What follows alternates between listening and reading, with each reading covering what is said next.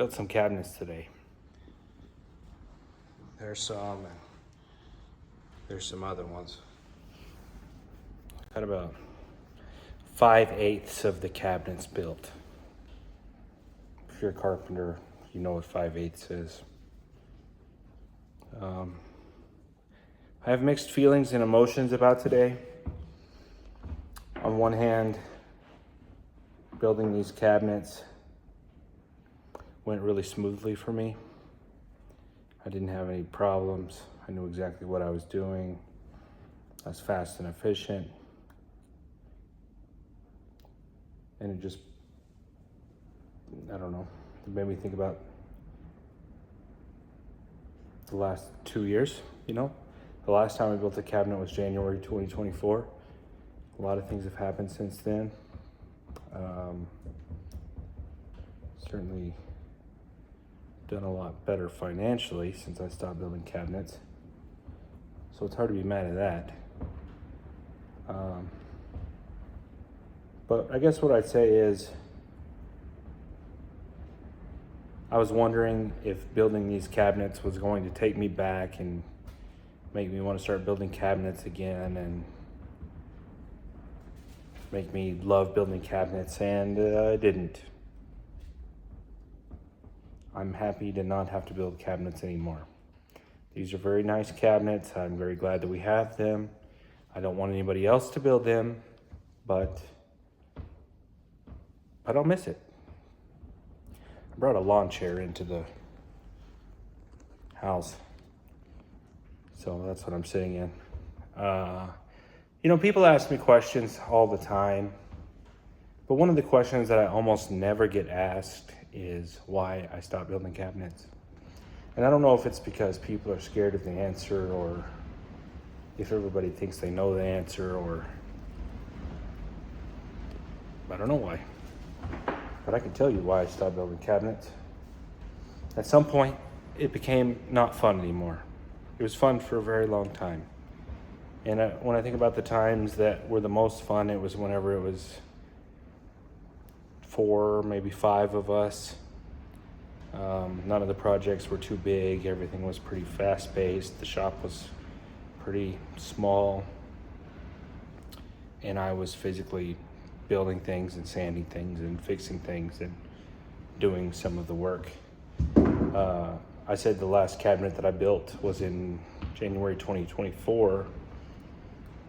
In reality, I really hadn't built a cabinet before that, maybe since 2019. I owned a cabinet shop. I was a cabinet maker, but I was never building cabinets. And maybe that's whenever things changed. Somewhere 2020, whenever COVID started, things got very stressful because material went up literally double in price. Materials, especially hardware, you just literally couldn't get. At least you couldn't get what you were used to, so then you had to pivot or, whatever, and that was a headache, and then the headaches just got progressively worse. And I just stopped liking it. And that's not to say that if you don't like your job, you should quit tomorrow, because you shouldn't. I kept doing it for several years. I'd say when you should quit is whenever you get to the point where you don't like it, but you're also not making any money. You're not getting a paycheck. And that's where we got to whenever I totally quit making cabinets. I thought about throwing out some numbers, but I think that's a bad idea. But, whenever you're having a bad time, but you're making a lot of money, it's one thing. But whenever you're having a bad time and you're not making any money, it's terrible. And in December 2023, I didn't have anything happening, and I got a job that was like $500 job, and I was excited about that $500 job. That's how bad things were. So it was pretty easy to not want to build cabinets anymore. And, you know, it's been like almost 2 years.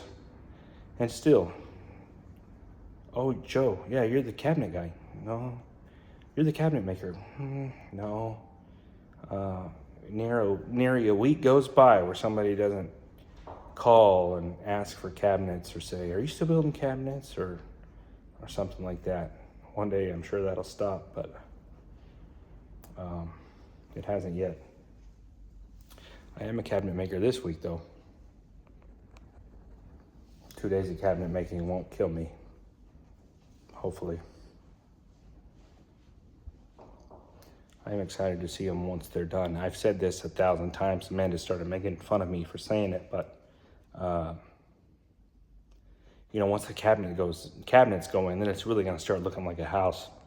And I said that with framing. I said it with the drywall. I said it with every single phase. But I mean it in every single phase. Every single phase, it does look more and more like a house. And once the cabinets are in, it's like you're almost there. You're almost to the finish line. This has been a very rambly video, but I'll post a couple of pictures. None of the cabinets are installed or anything. I'll just post a couple of pictures. One of the things I did on these cabinets, I always had thought about doing it, and I said next time I build cabinets for myself, I'm going to do it. But I used decorative molding for the nail strips. I'm going to see the inside of this cabinet for the rest of my life. I want the inside to be nice, just like the outside. This cabinet's upside down, but that's actually the top. That's actually the bottom. Actually, that's going to sit on top of the countertop. But this is what the decorative ends are going to look like. All the exposed ends of the cabinets.